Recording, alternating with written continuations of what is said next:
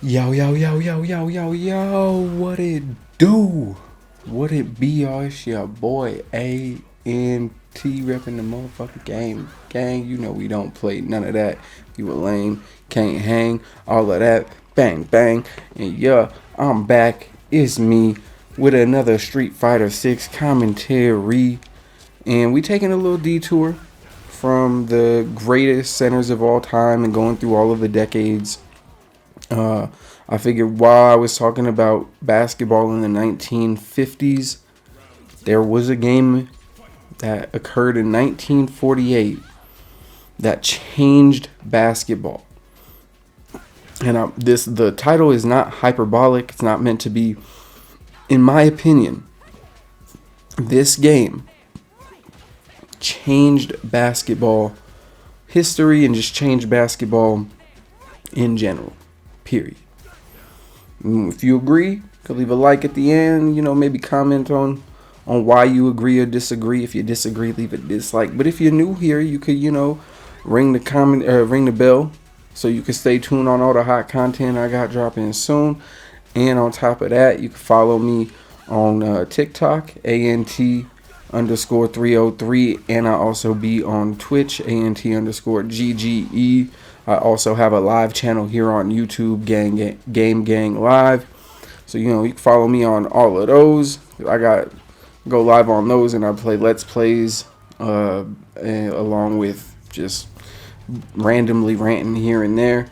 But, go follow me over there as well. But the shameless plug is over, y'all. Let's get into the video. What if I told y'all that Wilt Chamberlain's 100-point game might be the second most important footage that we're missing from the archives of basketball history?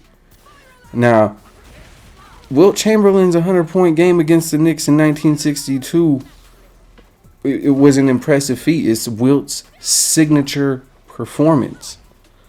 But the film of that game has almost become a meme in its own right because it doesn't exist.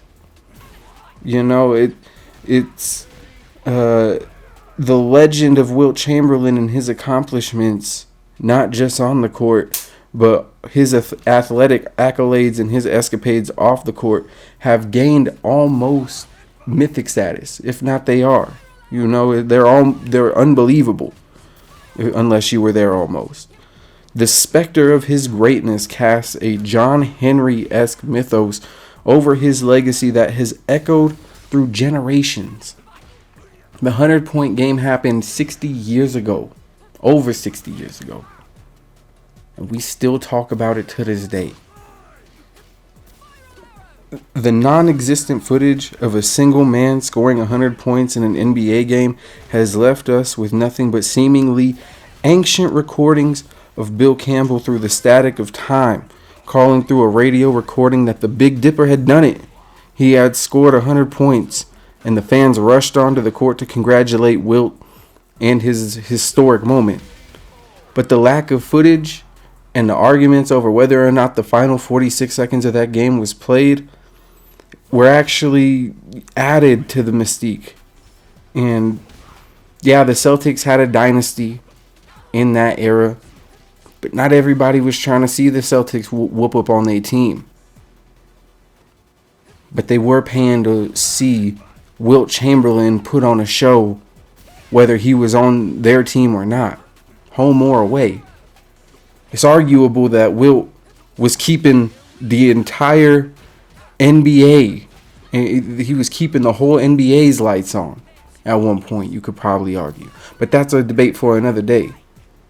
Matter of fact, this video ain't even about Wilt. So let's tie this all together. We can probably all agree that the 100-point game is the holy grail of basketball footage. As much as we want to believe it exists, it just doesn't, or it hasn't come forward yet. No one's found it, so to say. But what if I said that there is a spear of destiny of basketball footage out there that no one really ever even talks about? I'm talking about the first game that was played on February 19th, 1948, between the Minneapolis Lakers and the Harlem Globetrotters. It changed not only the NBA, but basketball as a sport forever. And I know it sounds crazy, but even though nobody talks about this game, this era of basketball gets completely ignored or disregarded and disrespected. You know, everybody was a plumber or an electrician. Basketball was a part-time job. It was still segregated. And again, the Globetrotters today are widely considered as like the circus of basketball. It's not like real competition. It's kind of like the WWE mixed with the circus with the NBA with basketball a little bit. So again, not really. No one ever talks about the Globetrotters. Everybody disregards this era of the NBA, so it's easy to see why everybody overlooks this game. And from what I understand, no footage of this game exists, but the impact that this game had on the sport is still felt to this day. I mean, there is footage from other games played between the Lakers and the Globetrotters, but let's go back to 1948 and gain some context so I can explain to y'all just how groundbreaking this exhibition basketball game was to the sport. And so in 1948, there wouldn't be a merger between the NBL and the NBA for another year or two. So the NBA didn't quite exist yet, but the conception of it wasn't really that far off. World War II had just ended in 45. Segregation and Jim Crow laws were very much existent in and prevalent in American life. So black people and white people were very divided, literally, lawfully, and all that. Rosa Parks wouldn't refuse to give up her seat and sparked the civil rights movement of the 60s for another 8 years. Sports were still mostly segregated, except boxing, but that was changing, and I'll talk more about that in a minute. There was exhibition games played between black teams and white teams, kind of like what the Globetrotters were famous for. And there was at one point 4 black players in the white-dominated NBL. However, in 1947, there was a fight between a white and a black player that led to a riot. And so the NBL quietly kind of nixed the idea of having black players in their league. So by the end of the 1947 season, black players were out of the NBL. But right around that time, too, Jackie Robinson had broken the color barrier of baseball. So things was changing, but they was also staying the same at the same time type shit. The consensus belief, even during that time, was that black people were too lazy and dumb to play and truly understand the nuances and strategy of basketball. For example, Dean Cromwell, the assistant head coach of the 1936 Olympic track team for USA, wrote in 1941 about how black athletes like Jesse Owens were better at certain events because they were more primitive than white men. And Abe Saperstein, the owner of the legendary original Harlem Globetrotters, he didn't really subscribe to that poppycock. And fun fact, the Harlem Globetrotters were not even from nor based in Harlem. They started in 1927 as the Savoy Big Five and played in the Savoy Ballroom in Chicago during 1927 and 1928. Now, they disbanded over money issues, and some of those players, including Globetrotters legend Inman Jackson, would link up with Abe Saperstein as their booking agent, and they would become the original Harlem Globetrotters. They would start putting together a team from there.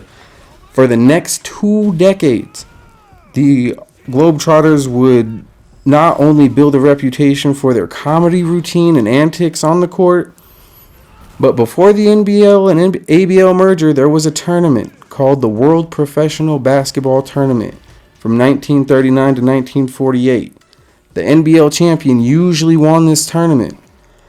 But in 1940, the Harlem Globetrotters would win that tournament and essentially be the best team in the world in basketball type shit. 1948, the Minneapolis Lakers would win. But we'll get to that. Don't even trip. I could probably do a whole series on how the Globetrotters revolutionized basketball before the NBA came along, but I digress. The Globetrotters had built a great team that often would beat other all-white teams when they weren't clowning around against their arch rivals, the Washington Generals. The Globetrotters initially started their creative dribble and comedy routines because they were so good and dominant during these 2 decades that they started bullshitting. Number one, just to keep the game interesting so, fans wouldn't leave while they were blowing the other team out. Number two, it would help the other players kind of hang back and catch their breath, maybe cut for an easy basket here and there while one player would do a comedy routine or a dribble move or, do some flashy passes to the other players here and there. And it would also help run the clock out in an era where there was no shot clock. So there was a little bit of a method to the madness down there in Harlem. But meanwhile, before the Lakers would relocate to sunny Los Angeles, they were the Minneapolis Lakers. And they were led by George Mikan, who would become the greatest player of the 1950s, which I talked about in my last video. I'll leave an annotation for y'all if y'all want to go check that out after you view this, of course, But George Mikan would become the greatest player of the 50s and inspire and influence pretty much every big man who would come and play in the NBA after him, and even the ones who didn't play. Pretty much every big man who's ever played, in a sense. The Lakers were in their infancy and weren't really the prestigious and decorated franchise that we know today. But this game and them dominating the early years of the NBA in Minnesota would be the beginning of them becoming the dominant and the second greatest franchise in basketball. Because, I'm a Celtics fan at heart, so, fuck LA. No, I'm just playing. But for real, I've always found it interesting that the Boston fans cling to dear life for those 11 championships that Bill got, though, in the 60s. But you never hear Lakers fans bring up those, I believe it's 7 championships that the Lakers got in the 50s. Never hear about it. It's always the Showtime Lakers or the Shaq and Kobe Lakers. I don't never hear somebody talk about how great the Mikan Lakers were. I don't know. Maybe it's just like an era thing, but like I said, it's also a disrespected and disregarded era. But led by George Mikan and Jim Pollard, this Lakers team would be a dynasty in its own right. Jim Pollard was a talented small forward who could allegedly dunk from the free throw line and touch the top of the backboard, and he was only 6'4", so bro supposedly had hops. Again, no footage of this, but there's stories of it. Funny stories, but so you never know. In 1950, the Lakers would draft Vern Mickelson, and those 3 players would be the foundation for the very first basketball dynasty. However, this game would be played before Mickelson was drafted, so it was the All-American white bread Lakers with Mikan and Pollard versus the perceived clowns of basketball, the Harlem Globetrotters. The Globetrotters, they wasn't no slouches either, though. For this game, they had Irma Robinson, Marcus Haynes, and Goose Tatum. Wilt Chamberlain even said in an interview that Marcus Haynes was the greatest pure basketball player that he played with when he was on the Globetrotters.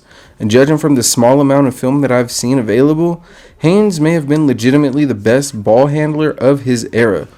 Irma Robinson was a very good shot creator and dribbler in his own right. Very good passer, obviously, if you're a Globetrotter. But then you got Reese, a.k.a. Goose Tatum. I read a lot, and a lot about the Globetrotters as a kid, especially their early years. And for whatever reason, despite never seeing him play, but reading about his story and the kind of person he was off the court and the player he was on the court, I was drawn to Goose Tatum's story. In the 3-ring circus of basketball that was the Globetrotters, he was called the Clown Prince, but he was more like the ringmaster type shit. He often said that his goal in life was to make people laugh, and while he was talented in baseball and basketball, his comedic timing and creativity on the court was unmatched. He was truly ahead of his time and never really gets his credit for his contributions to the game, in my humble opinion.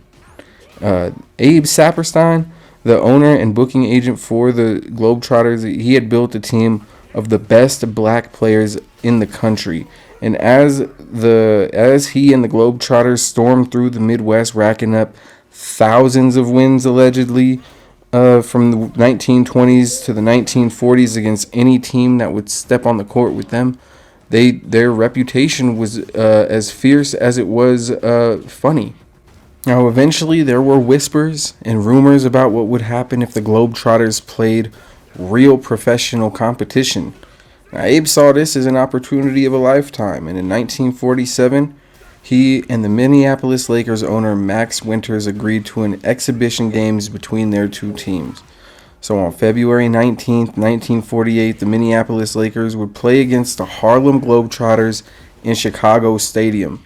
Now, there's a great book that details nearly every basket and gives a phenomenal background to the setting and the players called Tricksters in the Madhouse by John, I believe his last name is Christgau or something like that.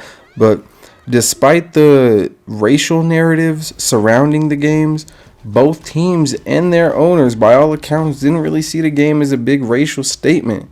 But in my opinion, and this is just me, it would be hard to ignore the racial implications and narratives that followed and that were discussed before and even after the game. And not only that, I could also kind of see on the flip side how the Globetrotters wouldn't see it as, a big deal because, they were used to playing all white teams and beating them. So for them, they truly believed that they could beat the Globetrotters. Abe Saperstein and their players truly believed that they were the best players and the best team in the world. And they went out and they were dead set on proving it to the world.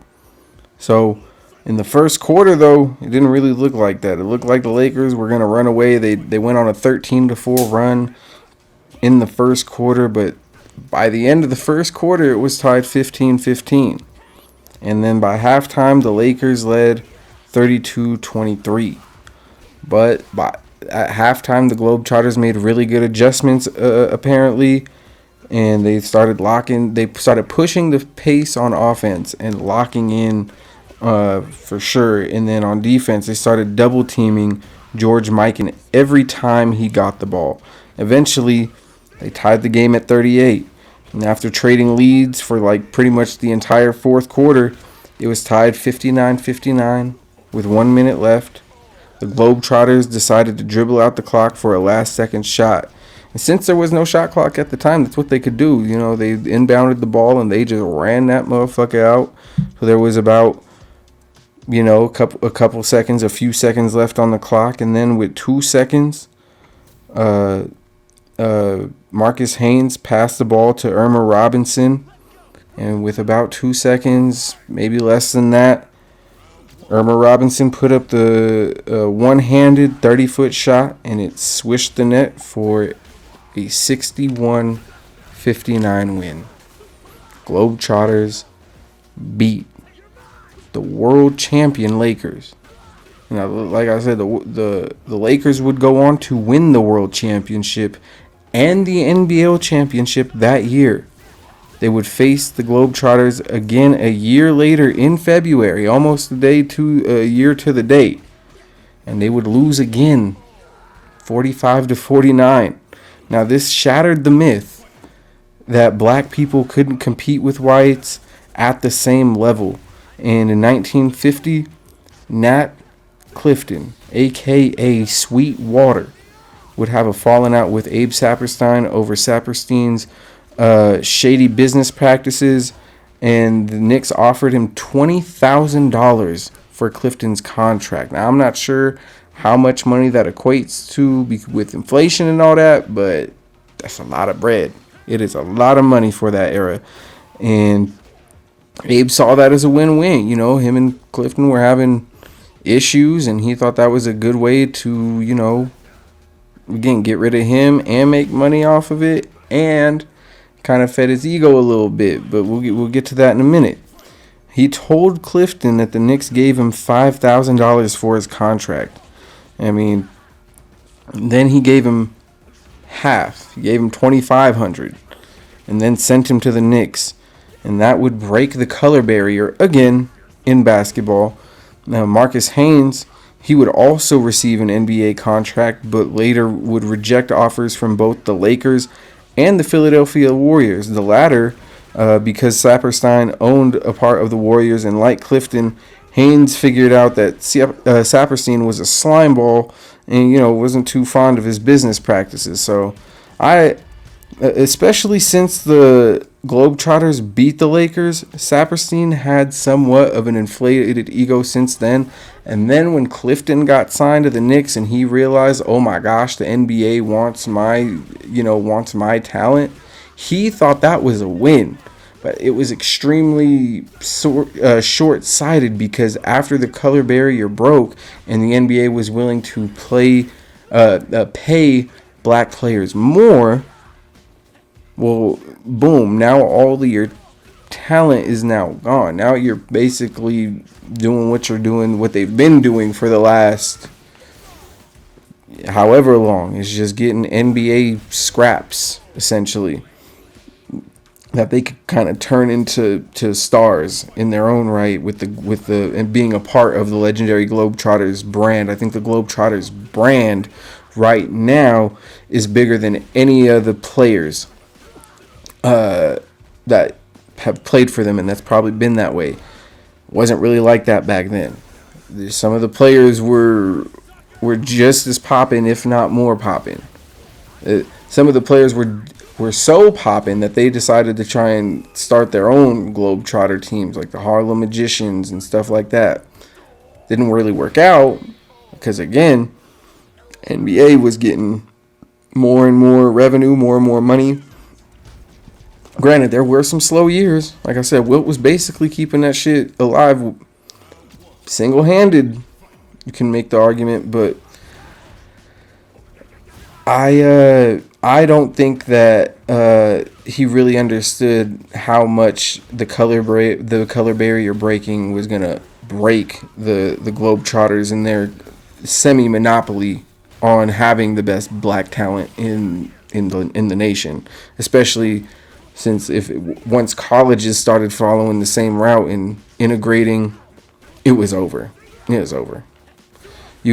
Back then, Wilt was a Globetrotter before he got to the NBA, because it was kind of like a pipeline in a sense. It was kind of like a ritual almost.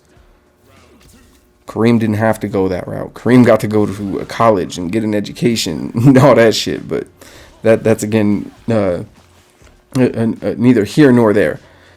Either way, though, Saperstein and the Harlem Globetrotters changed basketball and history in 1948 when they proved that black people were just as capable of playing basketball against even the best white players in the country.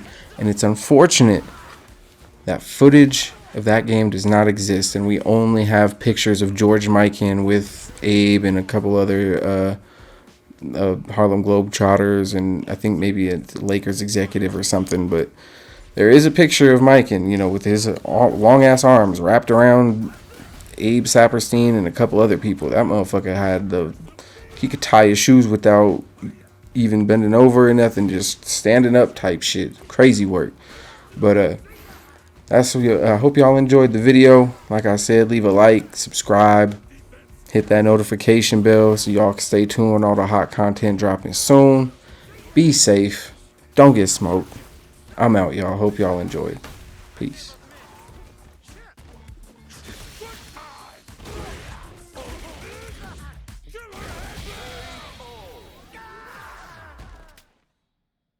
Honda.